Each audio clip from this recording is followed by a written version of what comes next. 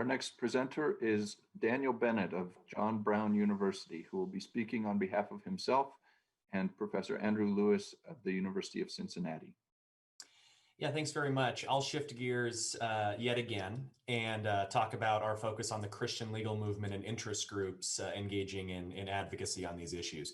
So as we've been talking about this morning, early on in the pandemic, many states required modifications to church services to reduce the transmission of the virus.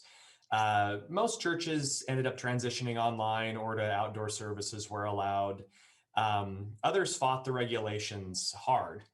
Calling basically any regulation unconstitutionally burdensome on their First Amendment rights. Several groups in the Christian legal movement joined in, using these cases to show their support for their conception of religious freedom and portray the restrictions as evidence of animus against religious activity. So Professor Lewis and I were curious about how these groups litigated these kinds of cases in public and in the courtroom. Many organizations tended to emphasize hyperbolic rhetoric in their public press releases and their legal filings, essentially echoing the political rhetoric of elites like President Trump and suggesting that the pandemic is just a vehicle to turn up the heat on churches and religious communities in America. So, for example, First Liberty Institute highlighted, quote, the real agenda of our opponents, to keep our churches shut down indefinitely and attack religious freedom in America. While the American Center for Law and Justice accused, quote, extremists on the left are using the coronavirus as an excuse to attack Christians.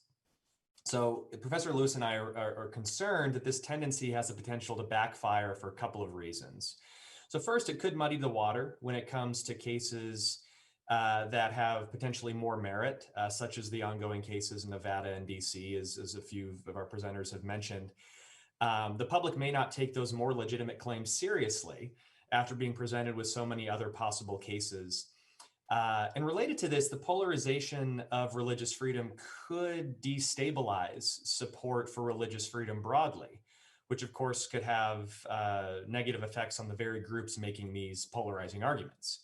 And so ultimately we close our essay by writing, churches and Christian legal groups may win smaller battles and garner immediate political support by fighting tooth and nail against even the most minute public health regulation. But this strategy does little to win the larger war for expanded religious freedom protections for all. Thank you.